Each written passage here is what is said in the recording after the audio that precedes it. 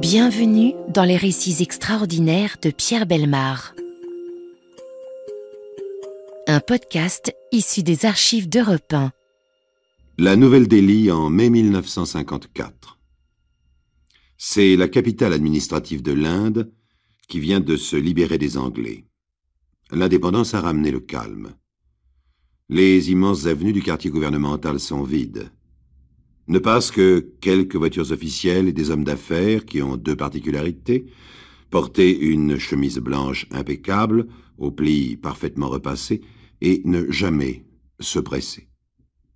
Dans la vieille ville, par contre, c'est l'image traditionnelle. Une foule grouillante, les marchands de tissus, de cigarettes à la pièce, les vendeuses de guirlandes de fleurs que les femmes tressent avec leurs nattes, les tailleurs installés devant la machine à coudre à pédales de nos grands-mères, les vaches sacrées qui traversent la rue, chacun faisant un détour pour ne pas les déranger.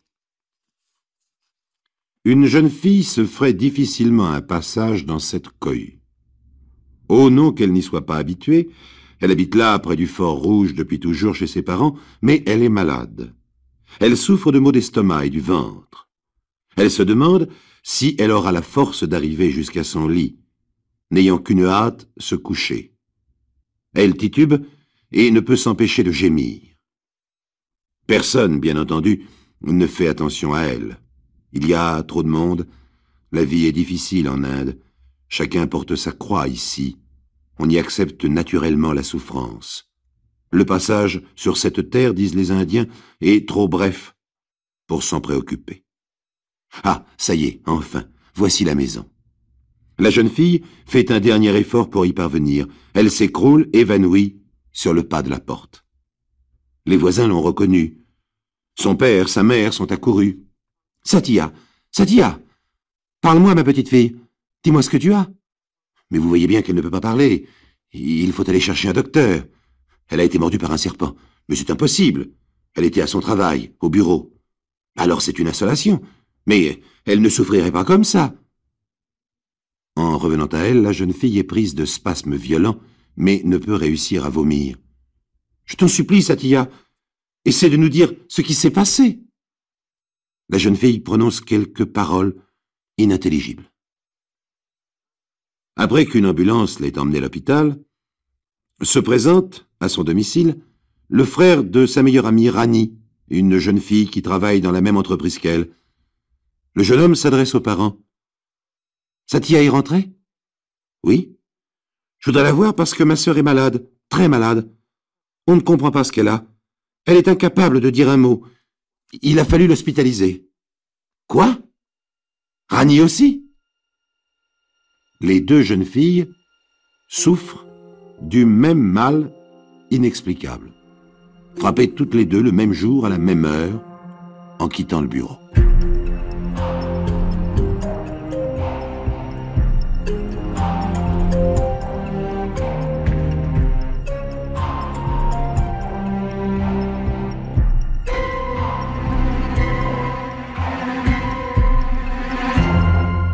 À l'hôpital de New Delhi, ce mois de mai 1954, les médecins sont perplexes.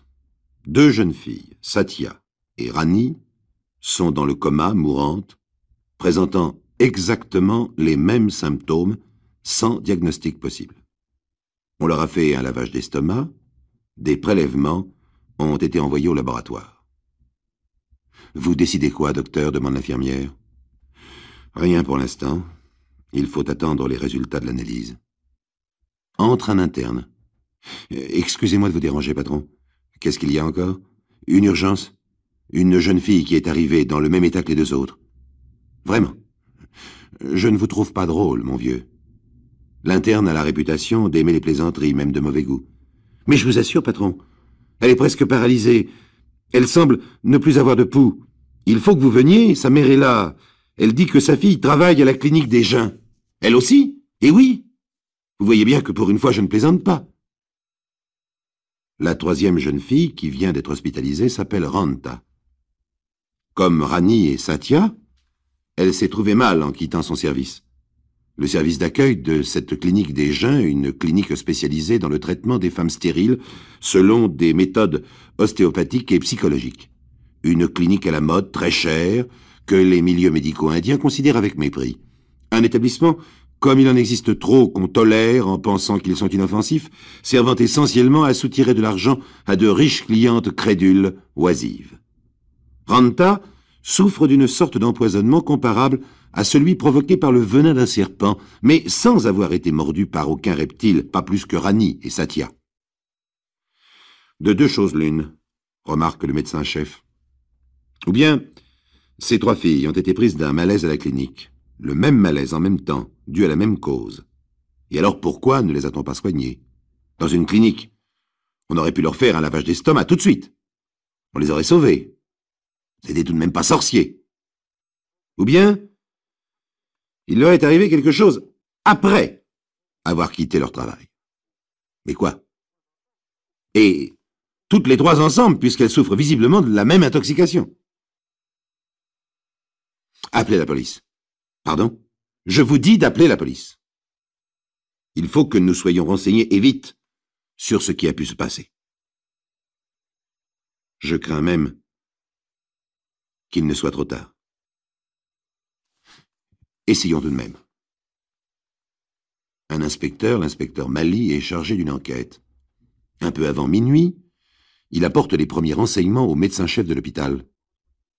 À la clinique, personne n'est au courant de quoi que ce soit. Alors quelque chose se serait produit après que les trois filles aient quitté leur travail. Je ne crois pas. Vous m'aviez demandé, docteur, si elles étaient parties de la clinique ensemble. Eh bien non. Satya a fini la première à 18h. Rani, à peu près à la même heure.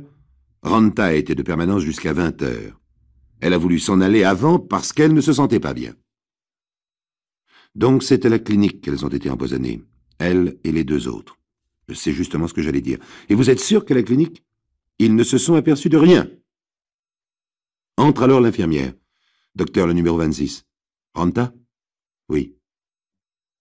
C'est fini. Ranta vient de mourir sans avoir pu donner aucune indication sur ce qui lui était arrivé.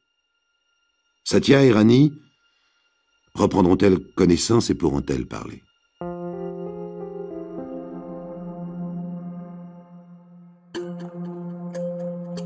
Les récits extraordinaires de Pierre Bellemare, un podcast Europe 1. En Inde, chaque année, de nombreux habitants meurent après avoir été mordus par un serpent. Des villageois surtout, peu de citadins. Je sais bien qu'un reporter de la télévision a trouvé un jour un de ces charmants animaux dans sa baignoire. L'histoire ne dit pas s'il était venimeux, ni si la salle de bain était celle d'un palace. En tout cas, dans une clinique aussi élégante que la clinique des Jains à New Delhi, dans le quartier 9, il n'y a pas de serpent. Les trois employés mystérieusement empoisonnés ne l'ont pas été par du venin, du moins par le venin d'un reptile vivant. Car les symptômes, maux de tête violents, début de paralysie, chute de tension, baisse brutale de la température, évanouissement, puis coma interrompu de spasmes terrifiants, sont bien les symptômes de l'empoisonnement par un cobra ou un reptile de la même famille. De bonne famille, comme vous voyez. Vous avez les résultats de l'analyse? Oui, docteur, répond l'infirmière. On n'a rien trouvé. C'est impossible. Regardez vous-même. Tenez, voilà le rapport. Écoutez, dites au labo de recommencer. Il faut effectuer tous les tests. Il y a sûrement quelque chose. En attendant, vous continuez le goutte à goutte, bien sûr.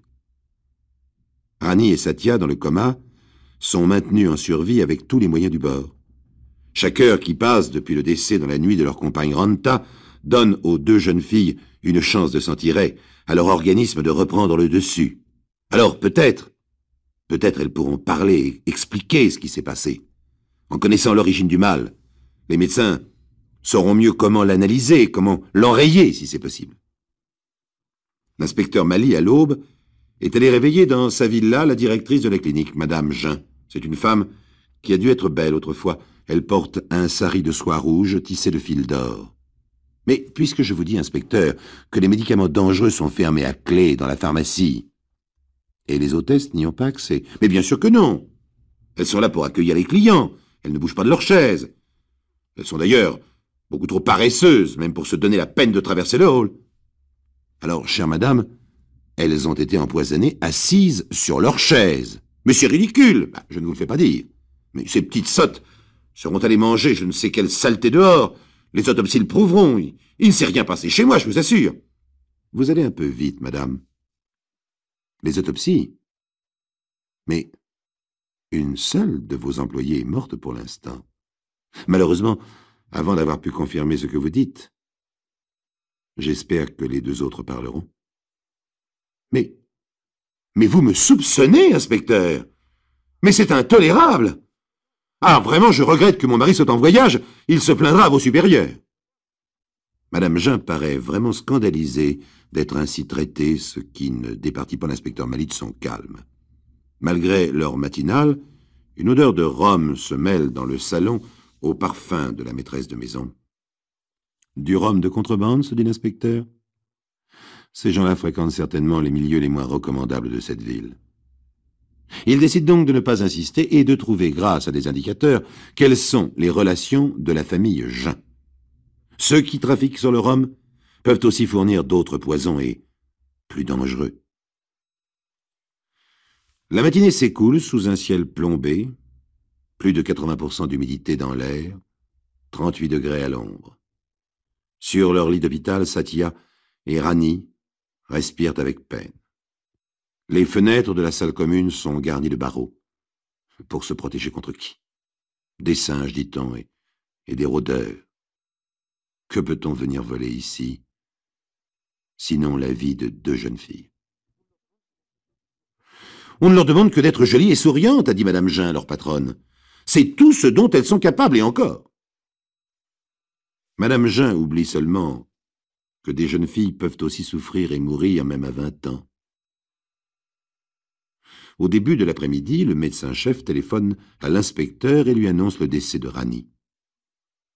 Alors que nous commencions à avoir des espoirs, elle venait juste de reprendre connaissance. A-t-elle parlé? Oui, quelques mots seulement. Elle a parlé de bonbons. Comment ça?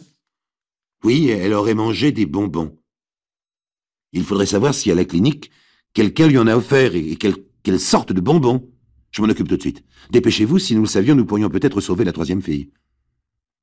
L'inspecteur retourne à la clinique. C'est l'administrateur qui le reçoit, un homme usé avant l'âge, le visage boursouflé, les mains moites. « Oh, moi, dit-il, je compte si peu. Je ne sais rien. » L'inspecteur insiste. Le pauvre homme se lamente. « Vous voudriez que je vous dise du mal de mes patrons, hein? Mais laissez-moi donc tranquille. J'ai jamais eu de chance dans la vie. Sauf le jour où j'ai rencontré monsieur et madame Jean. Monsieur Jean, surtout. C'est un très brave homme. » Ah bon? Et comment ça? Eh bien, par exemple, quand j'ai eu des ennuis, il m'a prêté de l'argent. Je lui en dois encore, d'ailleurs. Et puis, il ne me le réclame pas. En effet, je comprends que vous le défendiez. Et ici, à la clinique? Comment est-il avec le personnel? Je veux dire, on l'aime aussi? Mais bien sûr! Les femmes, surtout. Les infirmières, les hôtesses. Oh, il n'est pas fier, il parle avec tout le monde. Quand il rentre de voyage, il rapporte des petits souvenirs. Il offre des friandises. Tiens donc. Et quelle sorte de friandises? Ben, n'importe. Vous savez, chez nous, on prend le thé comme partout. C'est ce que les Anglais nous ont laissé de mieux, pas vrai? Alors, monsieur Jean offre des cakes ou des bonbons. À l'hôpital, Satya enfin commence à parler. Des phrases incompréhensibles d'abord. Le médecin, aussitôt alerté, la presse de questions. Rappelez-vous, qu'est-ce que vous avez mangé? Des bonbons? Des bonbons. Oui, oui, des bonbons.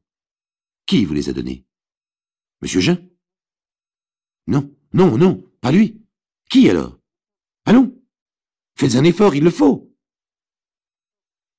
La jeune fille gémit. Ses traits se crispent. Le médecin veut absolument entendre ce qu'elle va enfin dire, même si elle ne le dit que dans un souffle. Il se penche vers elle. C'est moi, Satya, le docteur. Dites-moi, qui vous a donné des bonbons? Madame. Madame Jean. Satya mourra quelques instants plus tard. comme sont morts ses 2 compagnes, après qu'une amélioration de son état ait laissé naître un espoir. Mais ça tient, elle, à donner le nom du coupable. La directrice de la clinique. Reste à trouver le motif de ce triple meurtre et l'arme du crime. Le poison inconnu que le laboratoire n'a pas su déceler.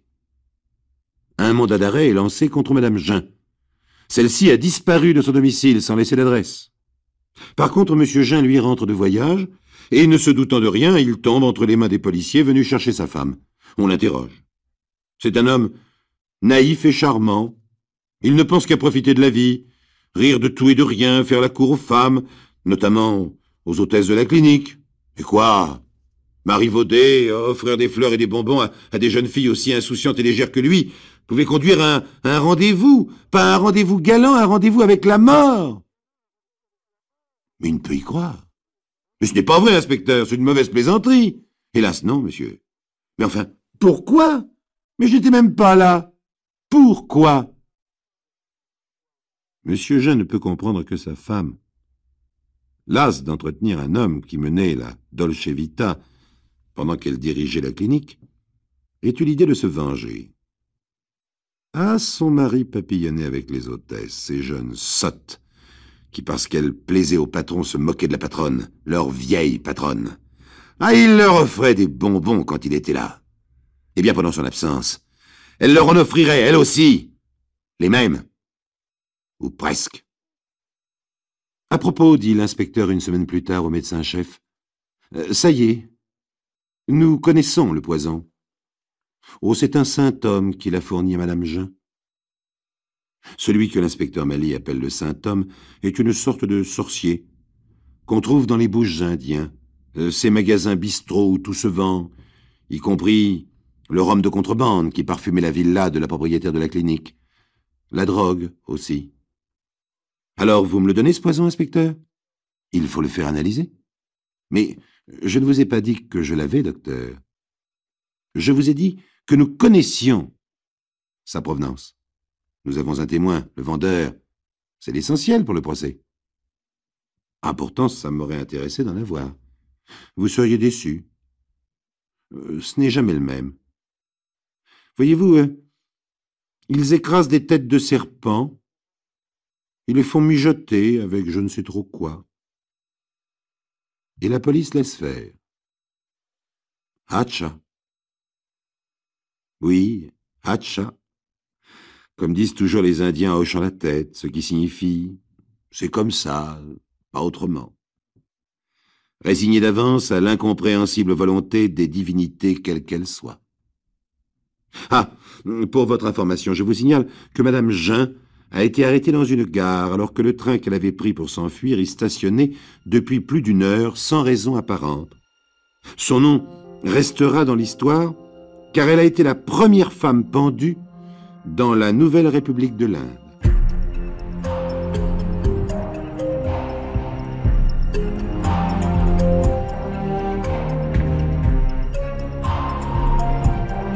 Vous venez d'écouter Les récits extraordinaires de Pierre Bellemare, un podcast issu des archives d'Europe 1. Réalisation et composition musicale, Julien Tarot. Production, Estelle Lafont. Patrimoine sonore, Sylvaine Denis, Laetitia Casanova, Antoine Reclus. Remerciements à Roselyne Bellemare. Les récits extraordinaires sont disponibles sur le site et l'appli Europe 1. Écoutez aussi le prochain épisode en vous abonnant gratuitement sur votre plateforme d'écoute préférée.